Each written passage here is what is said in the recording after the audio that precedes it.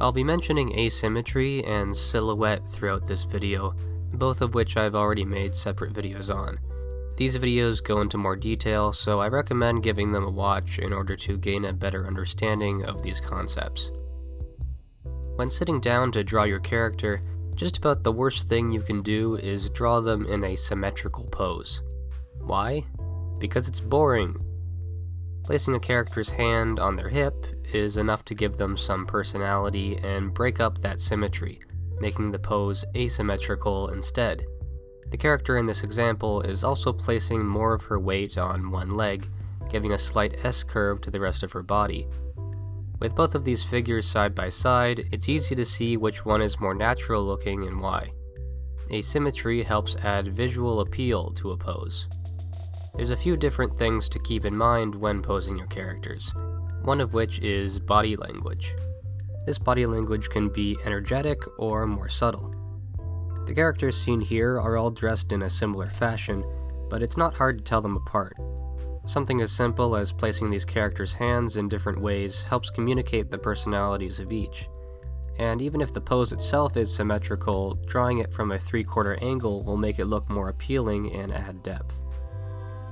If you're familiar with fine arts, then you've likely heard the term contrapposto, which refers to a pose that has the figure placing most of its weight on one leg, just as we saw in that first example. This puts the shoulders and hips at opposing angles. This type of pose is popular among classical sculptors as it adds an elegant and feminine touch to the figure. Contrapposto can also be seen in a figure walking forward due to how their weight is distributed. But this alone doesn't necessarily say much about a character's mood. The character seen on the left is slouched over with his shoulders in a slumped position. This makes him appear tired or confused. Meanwhile, the character on the right is puffing out his chest with his hands tucked in his pockets, making him look both confident and arrogant.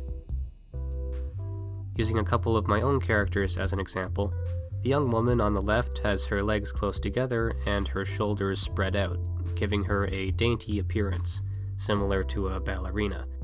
And from the way she's balancing most of her weight on one leg, it's evident that she likely doesn't weigh very much.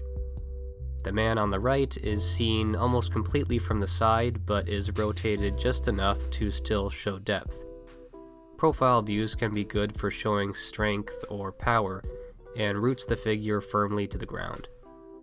It's important to vary your poses no matter what the character in question is doing. Sitting in a chair may sound boring, and it'll look boring too if the figure is sitting straight up like a robot. In reality, people will choose to sit in a wide variety of ways. They may cross their legs, tuck them in, or shift their weight to one side. They may not even use their seat the way it's designed, choosing instead to flip it around. Consider what your character's hands are doing. You could have them holding something, or if you want them to look bored or annoyed, have them rest their head on their hand. There's a nearly limitless amount of combinations to choose from.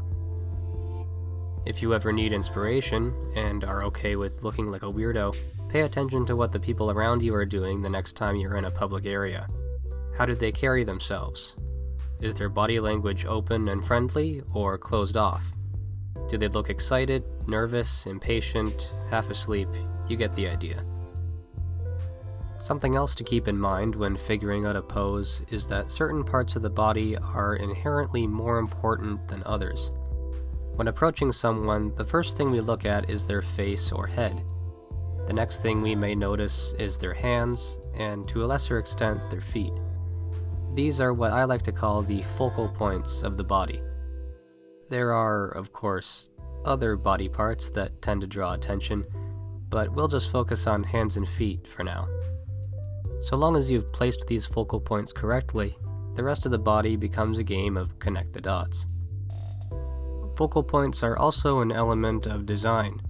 The characters in Mob Psycho, for example, all have detailed hands and feet, while the rest of the body is simplified. The same can be said of the characters in Jujutsu Kaisen. Both of these characters are wearing dark, uniform colors, making the silhouette of their bodies more apparent. Notice how the red from Yuji's hood, sleeves, and shoes act as highlights, bringing attention to his head, hands, and feet respectively. Putting all the detail into the head, hands, and feet while leaving the rest of the body as a silhouette is an intentional design choice that makes characters easier to draw and animate.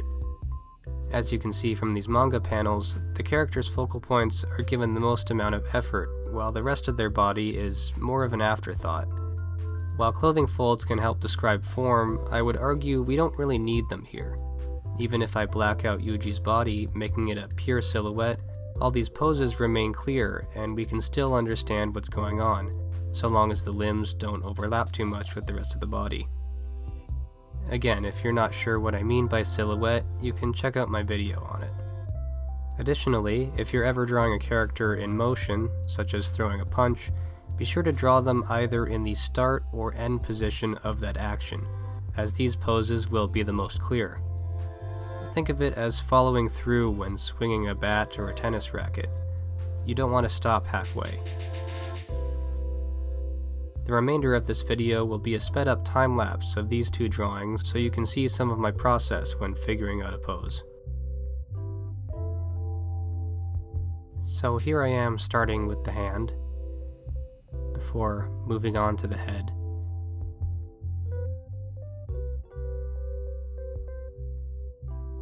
And you'll notice here that I draw the feet first before connecting it up with the rest of the legs, which isn't fully necessary, but I'll sometimes choose to get the placement right first before moving on with the rest of the drawing.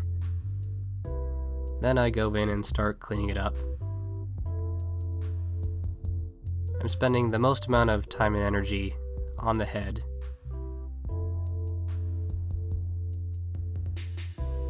before moving my way down the body.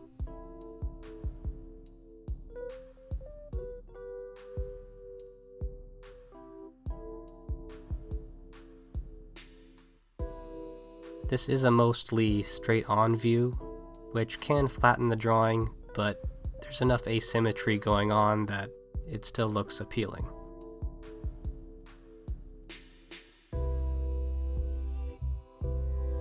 You'll also see that I add clothing folds very sparingly. I don't like to use too many.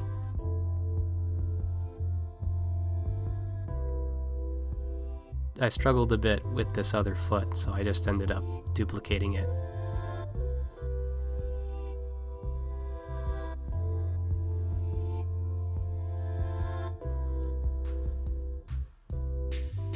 And here we have more of a superhero comic book pose.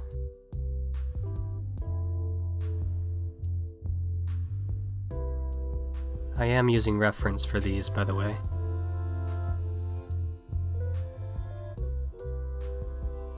This drawing would be a good opportunity to talk more about foreshortening, but I think I'll save that for a different video.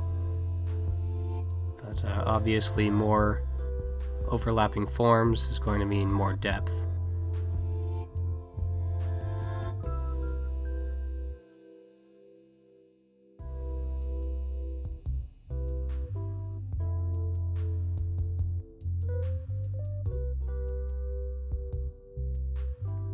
I was kind of confused by Yuji's hood because I couldn't remember if it actually was a hood or just like a wide collar. I do end up fixing it a bit at the end. You'll see I really struggled with this hand to the point where I had to glimpse my own from the same angle multiple times.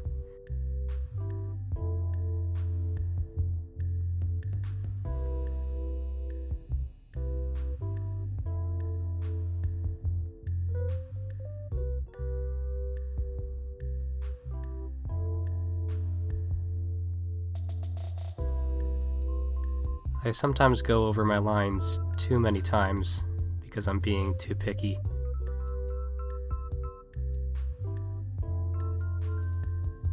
It's important to note that making a pose more dynamic doesn't necessarily make it better. It all depends on what the mood or scene calls for. That's all for this video. thanks for watching, and I guess I'm still using Instagram because I don't see Tumblr being around for much longer. So follow me on there maybe, if you want to see more artwork. Bye bye.